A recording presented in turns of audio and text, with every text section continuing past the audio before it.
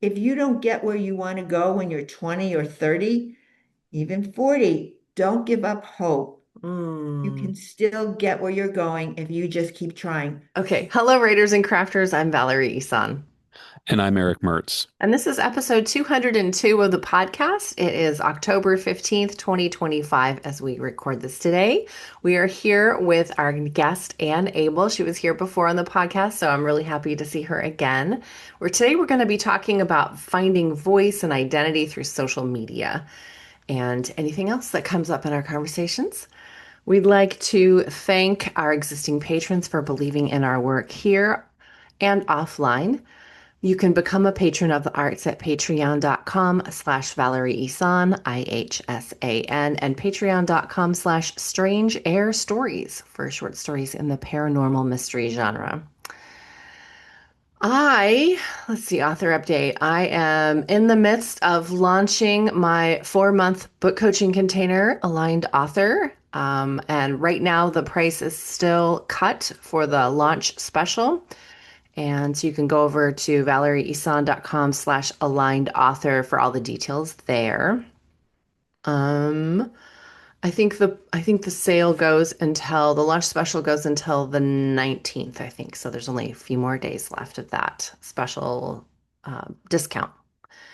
Um, yeah, I think today we're painting. I think we're painting on the house today. That is my author update. For a I'm second, also I thought that was the title of a book or something. Like today we're Today painting we're is the painting. No, yeah. I'm gonna be prepping this room for painting, and we're gonna be. I'm gonna call the. They have charity shops that will send trucks and pick up all your stuff and haul it off for you. So I am about ready to do that, and yeah, we're just trying to empty the house and get it ready for the renters. So that's kind In the of retrospective of this year's podcast, that room is gonna like slowly, like yeah. it was this like If you watch the grand YouTube videos. monument to a writer, and now it's become a bit more minimal. What is my author update? But true like, boxes of books, though. That's true author. Are they going with you? Are the books going Yes, with you? That's the these ones are going with me. cool. What about your author update, Eric? Uh, I am running a whole new series of Google ads, which, kind of changes the writer business profoundly. So when you run Google ads, there's kind of this proving point where like Google's trying to figure out who your ideal customer is. And so I've been fielding a lot of very interesting inquiries. I'll be really, That don't necessarily go with what you're I, doing. I mean, I don't like to use the word qualify, but there are some of these that don't qualify. So yeah, I mean, there's been that. I've had a lot of client work to get through. I'm kind of polishing up some stories for a repackaged. I'm going to take all of the witness account stories that I had Hmm. written over the years. I'm going to do them in a big omnibus edition. So I'm polishing that up and getting a cover for the teaser story. And yeah, so just, the train keeps a moving, even Train though, keeps a moving. yeah, yeah. What about you, Anne? What's going on in your world? Well, I just had a book, as you know, come out 3 weeks Yay. ago, so that's new in my world. Love it. Love it. Links to the topic, right? I mean, the book has to live in social media. We're going to Yep, find I out how have it that right works. here. My personal copy. So I'll definitely Nice. put links to that in the show notes. So speaking of reading, so I'm reading Uh, The Creative Act by Rick Rubin, and oh my gosh, that's so good. yeah, I'm really jonesing for fiction right now, though. So I think I'm gonna have to put that one aside and do some fiction because of the move and all of the chaos. I feel like nonfiction, I don't know, it takes a little bit too much of it's a different part of the brain, that right now Yeah, I just need to like not use that part of the brain because I'm using it so much right now. It's just really fatiguing. So fair enough. I need the escapist fiction. So I think I'll probably pick up a Ruth Ware or a Lisa Jewell mystery next, probably something nice like that. When I Um, read that book, when I read Rubin, I listened to it in audiobook and I listened to it in oh yeah. in pieces. He performs the audiobook, which is like it's like hearing the voice from on high, the way he delivers things. That would be really good, actually. I think Yeah, I would like it better as an audiobook. yeah. What are you reading now? Me. I am reading a book called I had to Google it because I always screw up the title. It's called Down the River Unto the Sea by Walter Moseley. It's a sort of New York City crime story. He's the author of the Easy Rawlins books. He's got like, if you look at the guy's a traditionally published author, but if you look at his, like, he's published so many books. He's got like five different detective series. So it's kind of fun to peel back it's kind of fun to look at an author who does a lot of different in the same genre and then how they do it differently. Like like what itch is that author trying to scratch with this detective and that detective and this storyline. So this book is bonkers good. I really enjoyed it. And I also picked up Summer of Night by Dan Simmons, which is going to be my sort of late October um, Halloweeny spooky season book. What's it called again? It's called Summer of Night Summer of Night. uh, by Okay. Dan Simmons, who's, I mean, just extremely prolific um, sort of horror mystery guy. So, but this is the one that everybody says. He wrote like the Hyperion books, which if you work at a Hmm. bookstore, you've probably Yeah, I recognize schlepped it's his name. yeah, yeah, right. But this is the one that everybody says is sort of his like Stephen King-esque masterpiece. So I'm really excited to take that to Ghost Story Weekend next weekend and Oh, read it yay. there. Oh, that's exciting. Woo! Doing That's Ghost Story definitely Weekend author again. update. Cool. I I forgot definitely about want that. send pictures. Put them up on your Facebook Well, it and will your be very Instagram. interesting that we're having this conversation because I am such a dormant social media person. And one of the things my marketer has said is like, you need to start doing this. Like, it's the leg of the stool you don't do. Mm. So I've been thinking of like, what's the event? Like, what is the thing that sort of gets me started in Oh, that? this would Like, be perfect. so I think Ghost Story Weekend, the whole Halloween thing is so visual. I mean, yeah. Cool. Yeah. And what are you reading? Well, I just finished Yellowface. Oh, is it good? I have it. Yeah, it was good. I don't think I loved it as much as most people. Okay. And I just started Entitlement by Ruman Alam. I just started it. Um, Entitlement. I'm going to butcher the author's name. Is it R.F. Kuang? Is that how you yes, say that? Hmm. yes, yes, Is this your first book by them? yes. Okay. I've never read anything of theirs. We're And mostly a fantasy author, I Yeah. believe. it gets a little ghosty at one point, but Okay. it's mostly about it's the publishing world gone awry. Which And seems like interesting topic to read about, yeah, you and, know? and about social media, Uh-huh. being attacked on pulling in the new social media aspects of things. Well, Well, I've had Babel and Catabasis on my shelves, or in my Goodreads shelves for a while, so I need something to get into that author. I think we should. That sounds like a great segue to talking about social media and voice and Let's do it. yeah. So, I mean, I think the biggest like elephant in the room, not elephant, but how do you balance being vulnerable online in front of the world, or at least the world that's watching your Instagram page? How do you balance vulnerability and privacy and still give readers something to, connect with or engage with? I guess that's the biggest question that I, still battle with. What are your thoughts on that, Anne? Well, I don't think it's really any different for me for social media than when I'm writing a memoir. And I'm pretty transparent and open about my life. And um, I just put it out there. Do you have any like rules for yourself or like what you can say and what you can't say or topics you avoid? Well, when we start, I mean, I don't talk about my grandchildren. I don't talk. really about my children, although they are in the grandchildren aren't in my High Hopes book, but my children are.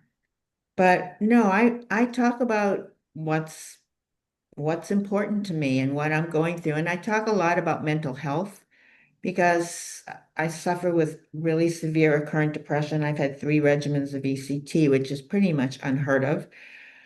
And the last one was a disaster. And it's crazy to me, but even in this day and age, depression, mental health is so stigmatized. People, you know, people don't think it is, but it really, I was in 10 years ago or 8 years ago, I had back surgery and I was back in the hospital and I was in so much pain. I mean, and they sent in a sociologist and she said it had on there that I suffer with depression. She said, "It's your depression. You have a low pain threshold. Tomorrow we're going to put you on a bed of ice. I don't know what else to do." Well, it turned out they had just automatically stopped giving me this drug gabapentin, which was supposed to manage the pain. They had forgotten. They had just cut it off. And for Wow. 3 days, not only was I having withdrawal because you need to be stepped down, but I wasn't getting the therapeutic effect. But because it was on my chart that I'm depressed, that when they don't know what to do, that's what they say it is. The next morning, the president and CEO of the hospital were sitting by my bedside. Um, it was such a travesty. But if you say you're depressed, then if they can't find the answer, that's the Uh, problem. so would you say you're an advocate for mental health on social media? Well, I mean, I talk about it and, Mm-hmm. not every post is about depression. And you can see Mm-hmm. we do lots of different things. But when there's a story about it, I'm very open. And that's how I began. And people would write to me, in the comments and they would thank me and I can't tell you how many people write to me and tell me how I inspire them. Mm. You know, and actually, I believe that by sharing our stories with one another, we can sometimes offer each other a glimmer of hope, inspiration, and even some fun. And that's why I do it. We did one in December. Went to a holiday park here in New York City. It was kind of just a fluff thing. And the next, when we posted it, a woman wrote to me and she said, "Anne, I was having trouble getting into the holiday spirit, but watching your video gave me a glimmer of hope." And Mm. every time I say that story, I get chills. I mean, I've had people tell me that one woman, her husband had died on Monday, and Wednesday she wrote to me and she said, "I was thinking about you as I went to my husband's funeral today." Wow. I mean, I get all the time people write, your voice is soothing, your voice is calming, you're relatable and interesting. First it's surreal. I didn't really know what they were talking about, but I now I just turn off my brain and I just do it. Because I don't feel like the person they're describing. My parents always told me I had nothing interesting to say, but now social media was saying something different. It was as if it were the antidote to their toxicity, which isn't to say I Mm. don't wake up in the morning thinking, "Oh, another great day to tell a great story," because I don't feel like that person, but I just turn off my brain. And when my social media camera person says 3, 2, 1, go, I just do it. So when you're creating content, you're with your team, yeah? No, No? no, the stories are my story. I mean, I I come up with the content. Mm-hmm. I come up with the content. We collaborate on what pizza places we're going to go to, but they're my stories. He doesn't know my stories. Uh-huh. So they're my stories. I'm And they wondering. have to be short, and you have to be short. The shorter the better on social media. I mean, 3 minutes is the max, and but it's better. The shorter the stories, the shorter the videos, the better. What is your do you have a ratio that you gauge, like go between reels and No, stories and okay. no, I mean, we do all sorts of things, and a lot of it's like throwing spaghetti at a wall. You don't Hmm. know. I mean, we did this. Frankly, we had a take-in pizza. It was terrible, and we said it was terrible, and it went viral. I mean, it went viral. I don't know, you know. Go figure. I did one. We went to a pastry place last spring. Actually, I love pastry, so we've decided like it shows on my face. That one, I mean, millions of views, I think it was. But we try to mix it up. My husband was supposed to go to Paris a year ago, but then he had these surgeries and he couldn't go. And I hate to travel, which is why this book, High Hopes, is a book because I really hate to travel, but when I needed to, I went to Australia 10 years ago. But so he was supposed to go to Paris a year ago, and there was to give a paper, and I wasn't going to go. Why would I go? And then it got postponed till June. Meanwhile, we were doing these videos around New York City. I'd lived here for 7 years. We would never go. All we ever did was go to doctors during the week and go to plays on weekends. We never went to restaurant. We never went anywhere like that. We started doing these videos and people loved them.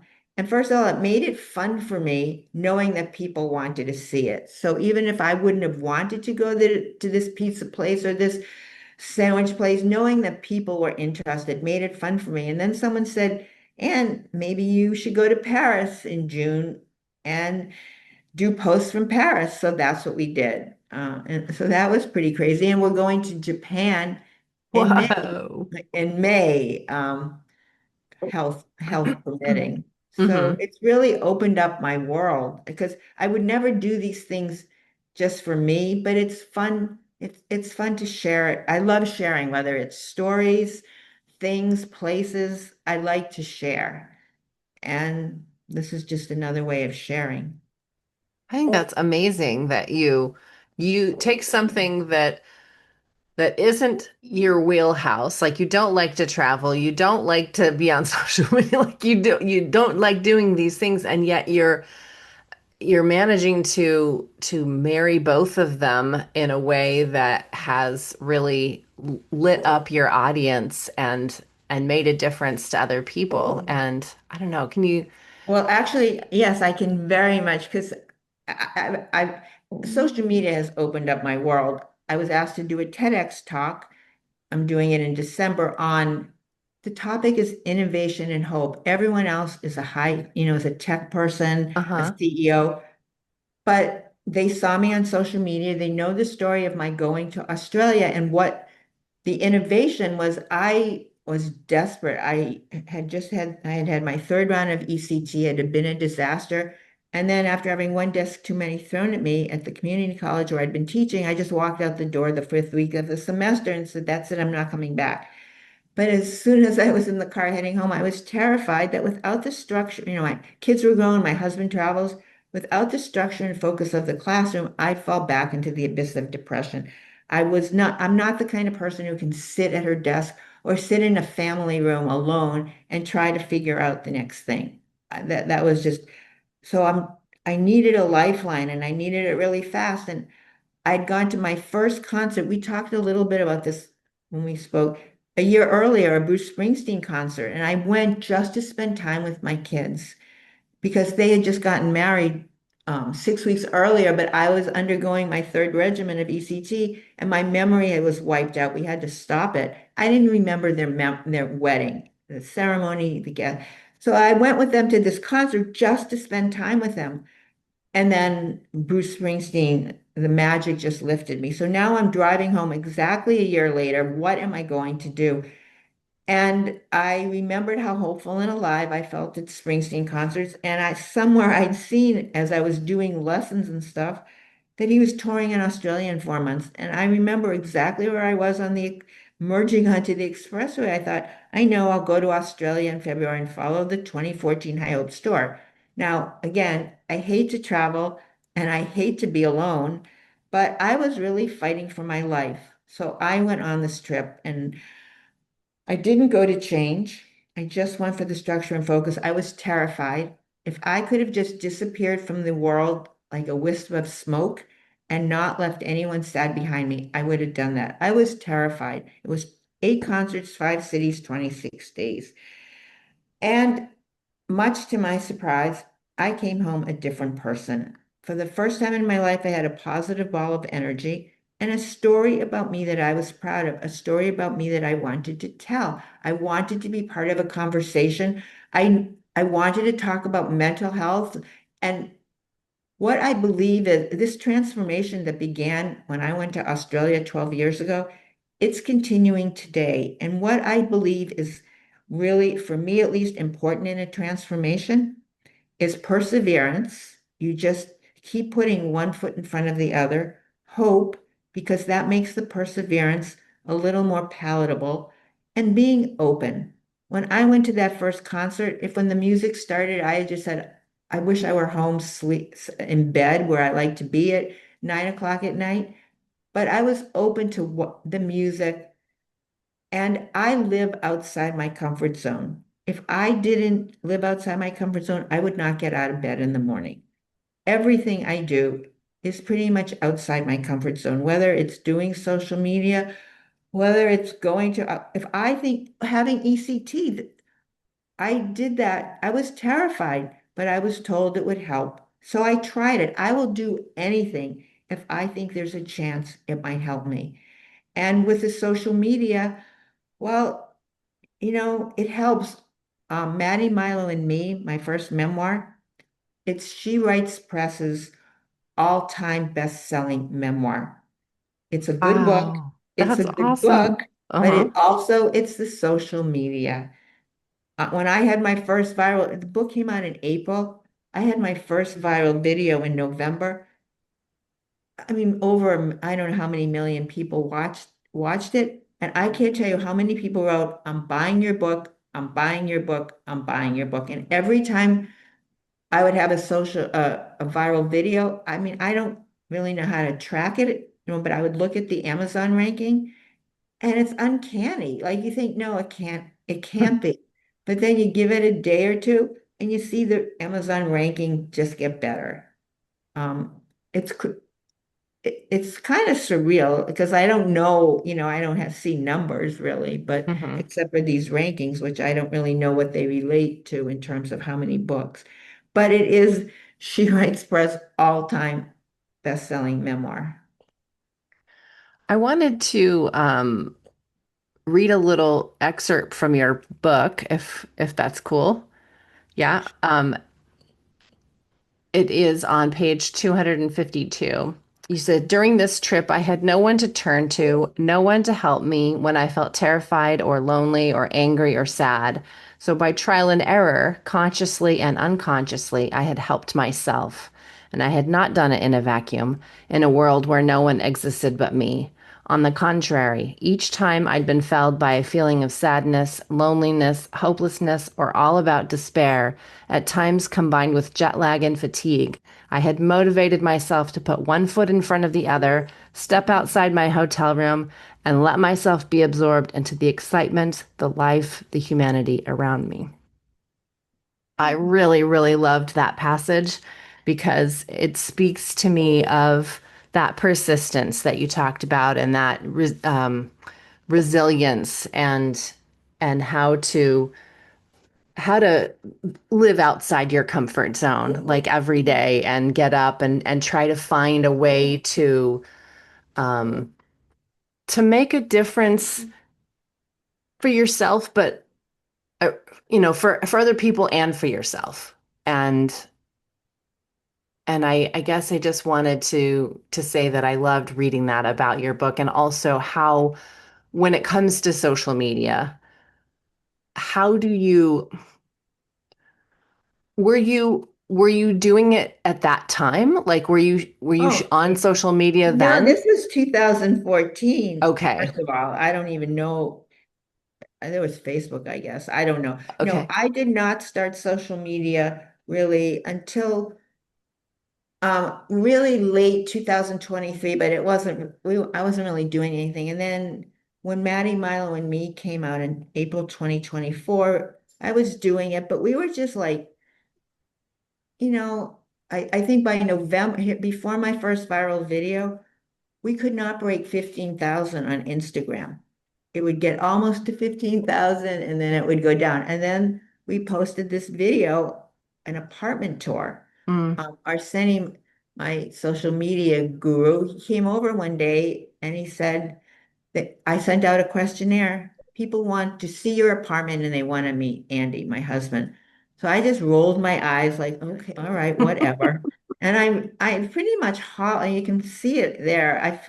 I felt like I like this is this room, this is that. And I pointed to my bedroom and I said, "That's my bedroom, but you can't see it because the bed's not made." And someone actually commented, I forget, she's so perfectly imperfect. Her bed wasn't made, but it went viral. It went, and the next, no, we posted it, and the next day I saw I had gotten like 3,000 more follow. I hadn't been able to break 50. Now I had it was a Thursday. I'd had 3,000 more followers. I looked at my Amazon ranking. It seemed better. So I wrote to the publisher and I said, I don't know if this is a coincidence or not, but I just suddenly got 3,000 new followers and it looks like the book is doing better. Well, then that was Thursday, Saturday, it went viral. And then there was just no question. I mean, at one point in December, when we had another video, I was ranked above Cheryl Strayed's Wild. I mean, these are moments to live for. But so no, I wasn't on social media then. I didn't. I don't know. I don't even know if Instagram was around in 2014. Really, when She Writes Press said right before Milo came out, Maddie, Milo, and me said, she sent out an email to everyone. You need to get on social media to promote your book. And I went to my dog walk. I didn't want to do it because I never want to do that.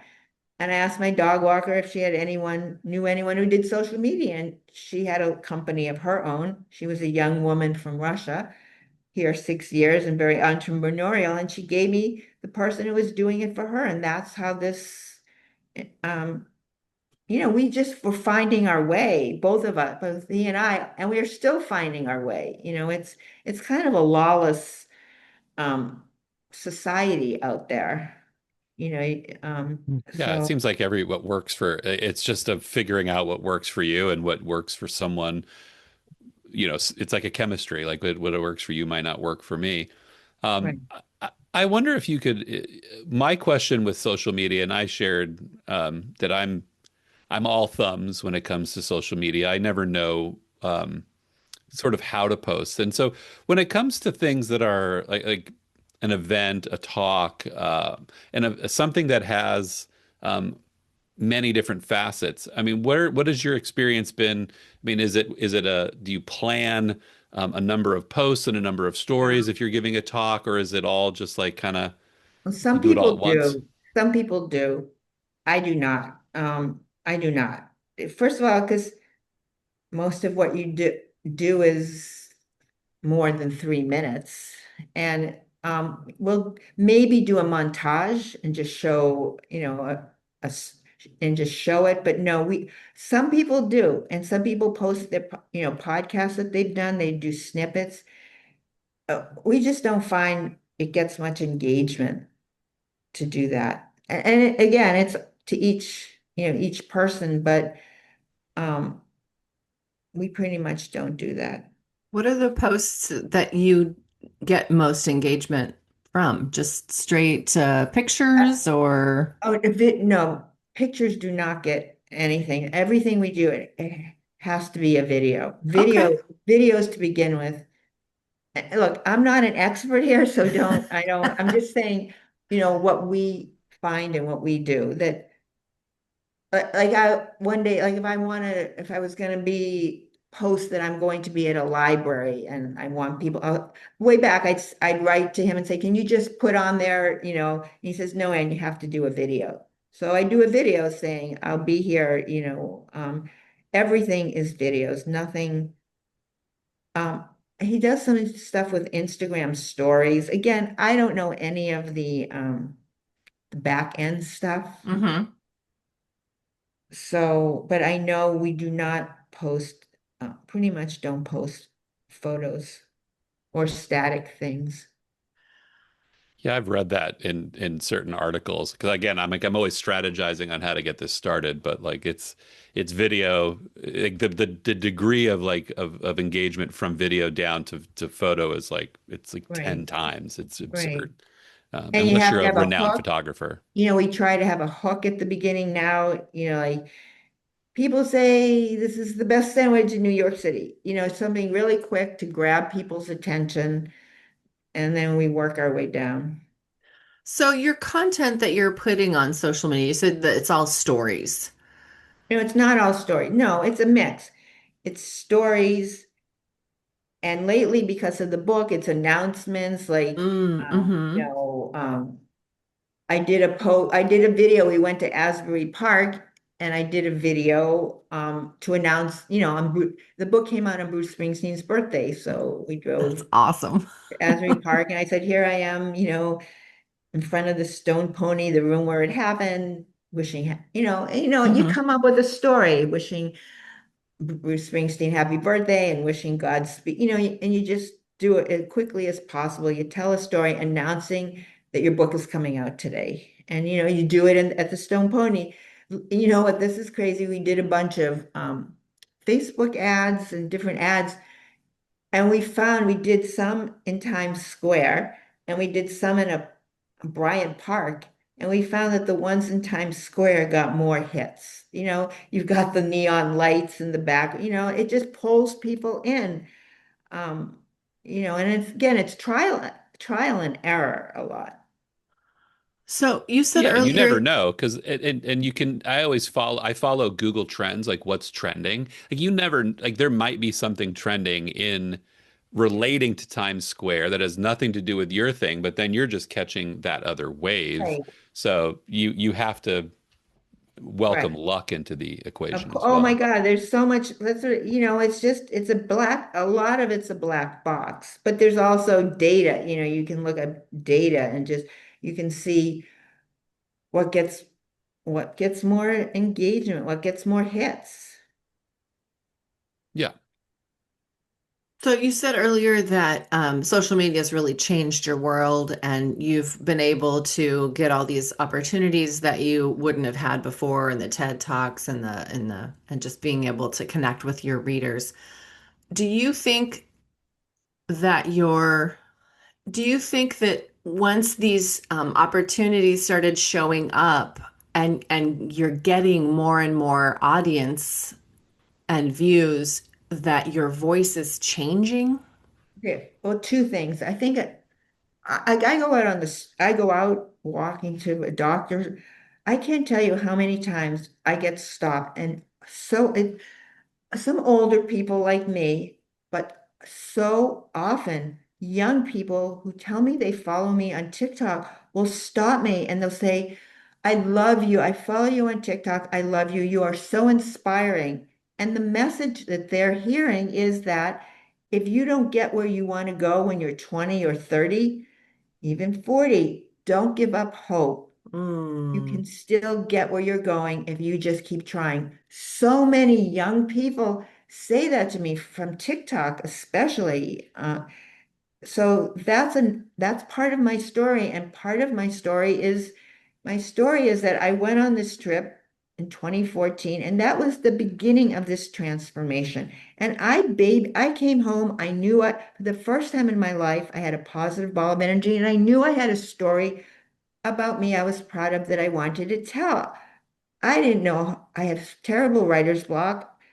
I, I couldn't write it. And then I got my husband to move to Chicago for what was supposed to be 4 months. And I just fell in love with that city. My first day there, my dog walker told me about storytelling and the moth. I had never heard of either of those things, but I knew I had this one story and I started baby stepping my way, going to the backs of bars and standing in front of a mic, which I'd never done, and trying to tell in 7 minutes. That's what you had at an open mic. And then I started to get good at it. And it's so different than writing because you have people sitting right there that you get positive feed, you can get.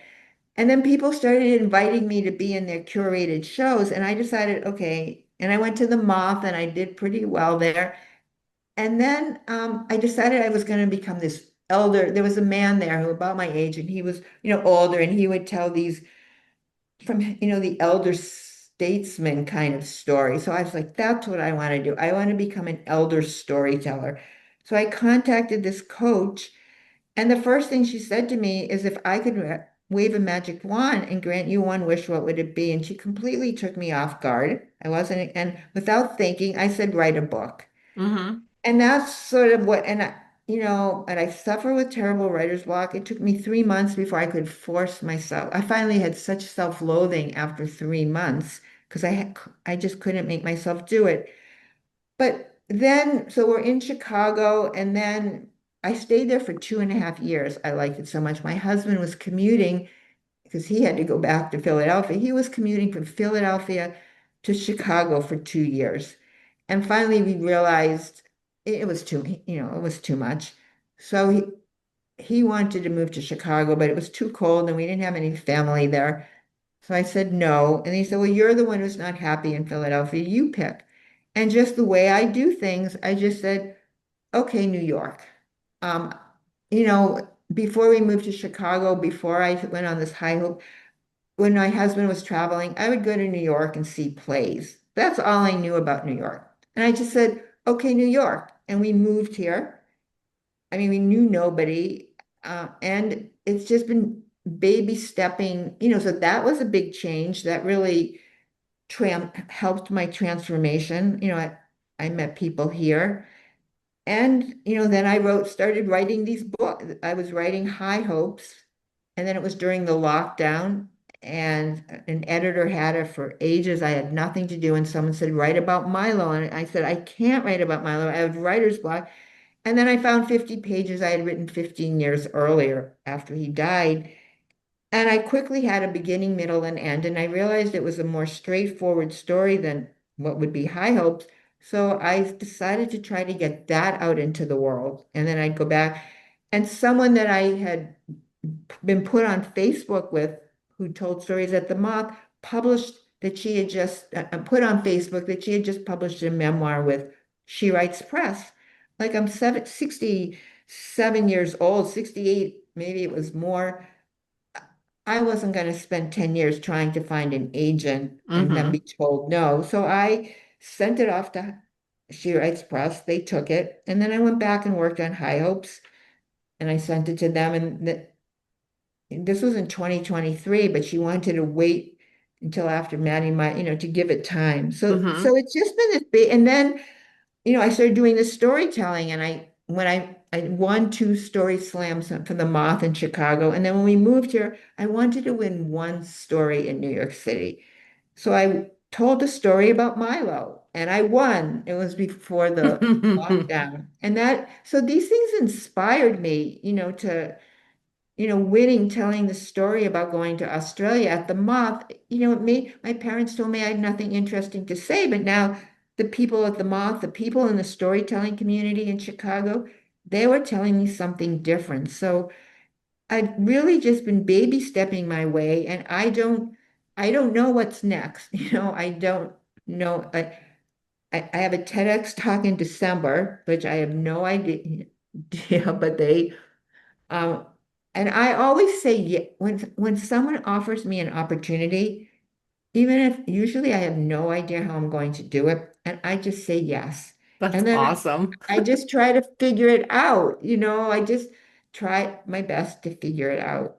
And I mean, I used to have on my bucket list, I don't know if it's called a Moth Main Stage, and they're held in these iconic theaters.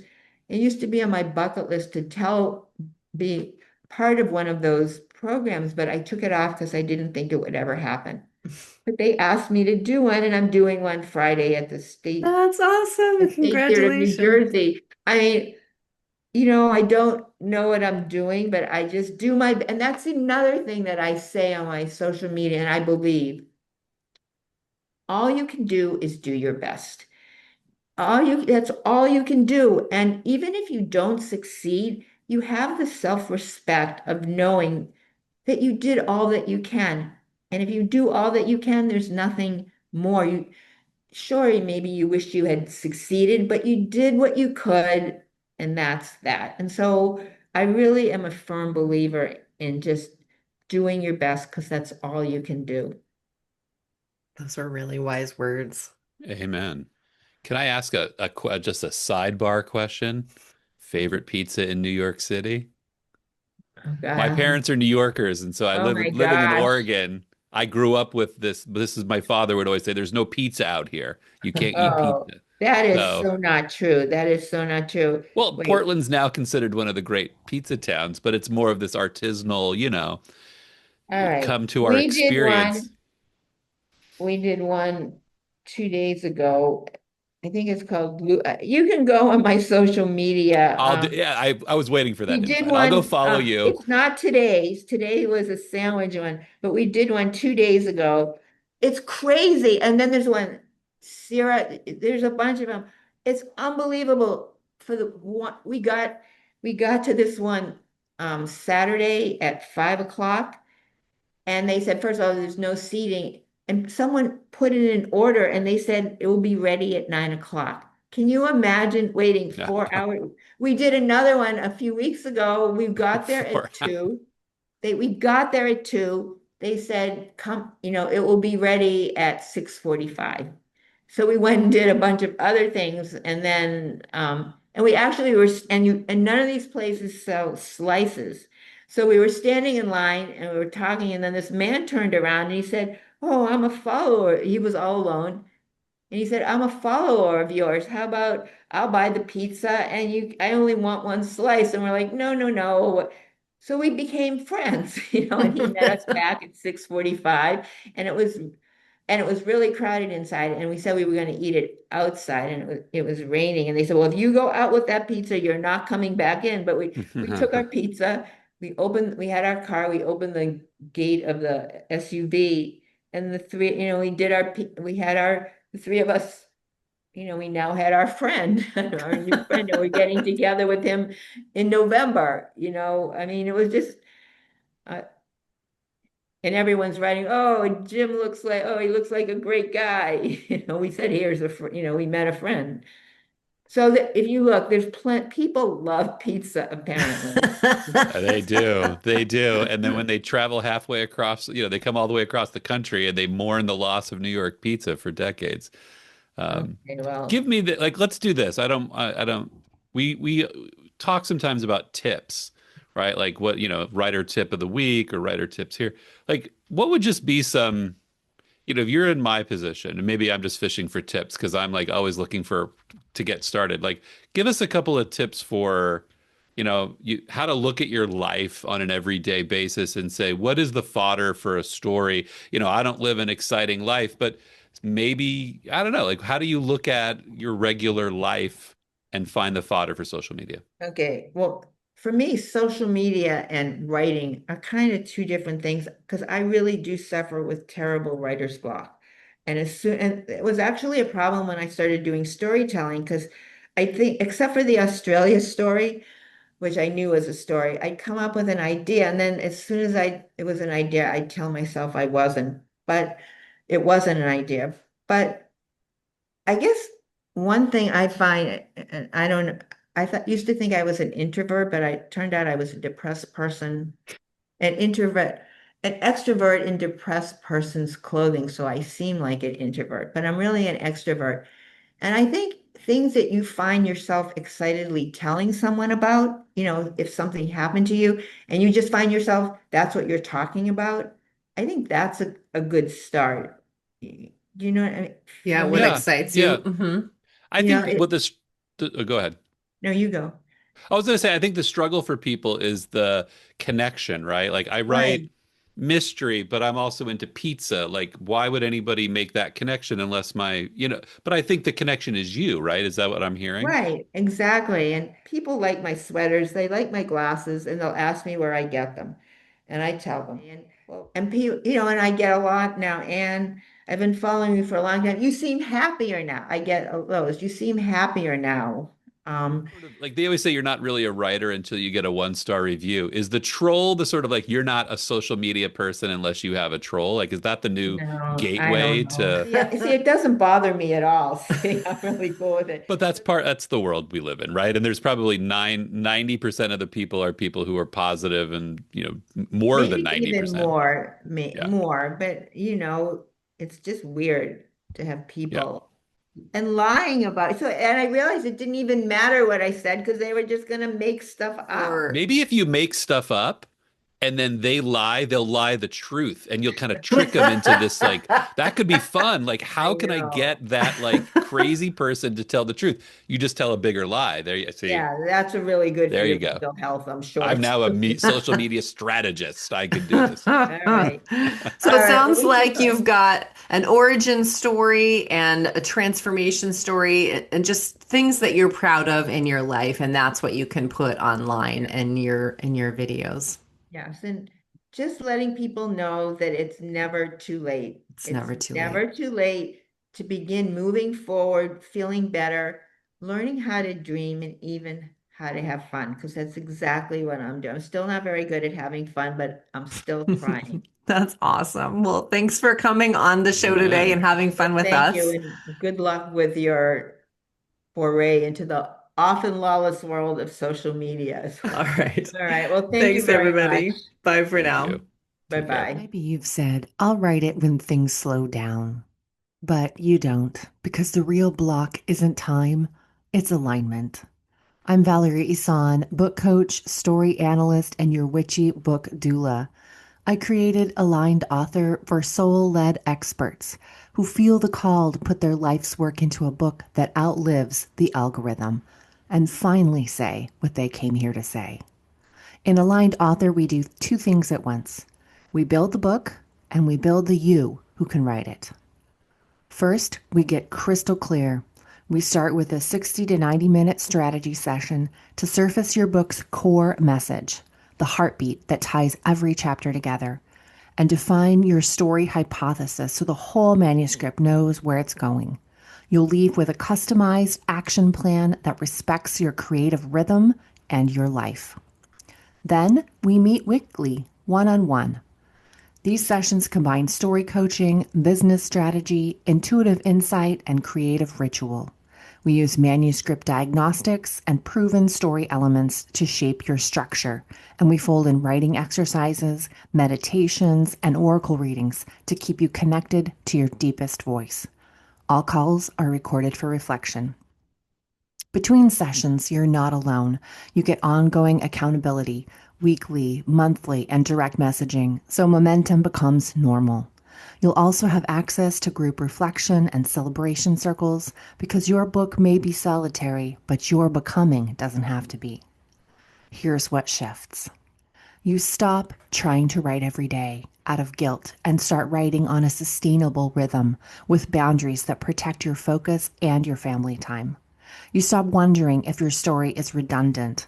Spoiler, your lived experience in your language is exactly what your reader craves. You stop chasing agents and trends before you even have a book and start building a manuscript that moves readers to action and grows your visibility. Your book becomes a true business card, one with a pulse. What you actually master: story structure, the elements that make a narrative breathe, self-editing with discernment, and the art of moving readers so your message lands and lasts. What you receive: less overwhelm and more inner spaciousness, practical tools for sustainable creativity, and the quiet, profound peace of honoring a soul-level promise to yourself. What you won't have to do: upend your life, sacrifice your relationships, or take 8 years to write a first draft. We clear fear, self-doubt, and burnout by aligning action with your mission. Aligned Author isn't a template or a timeline someone hands you. It's a sacred, strategic container where your book and your next self are midwifed into being with integrity and intuition. If you're standing at the threshold and you can feel that book alive inside you, let's walk the bridge together. Apply for Aligned Author at valerieisan.com aligned author or book a free consult to feel into the fit. Because this isn't about writing any book. It's about writing the book only you can write, the one that turns mastery into legacy. I'm Valerie Son. Let's bring your book to life.